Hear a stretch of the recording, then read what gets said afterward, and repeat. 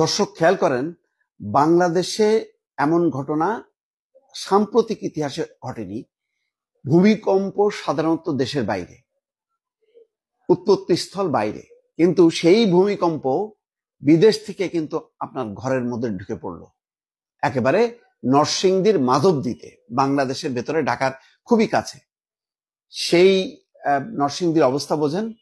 খবর আসছে ৬০ জনকে হাসপাতালে ভর্তি করা হয়েছে।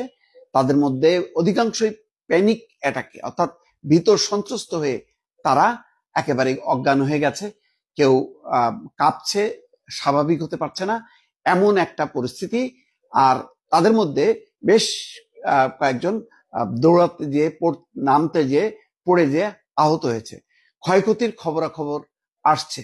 দর্শক, আবারও বলি যে এরকম ঘটনা কিন্তু সাম্প্রতিক ইতিহাসে ঘটেনি। আমরা জানি যে ভূমিকম্পের উৎপত্তি স্থল সাধারণত দেশের বাইরে হয়, আর বাংলাদেশ তার ধাক্কায় কাঁপে। কিন্তু এবার কিন্তু কাঁপলো একেবারে বাংলাদেশের ভেতরে, তার উৎপত্তি স্থল নরসিংদীর মাধবদীতে। সেই ধাক্কায় পুরো বাংলাদেশ কেঁপে উঠল ভয়াবহ ভাবে। অনেকে বলছেন তারা তাদের জীবনে এমন কম্পন কখনো অনুভব করেনি। দর্শক।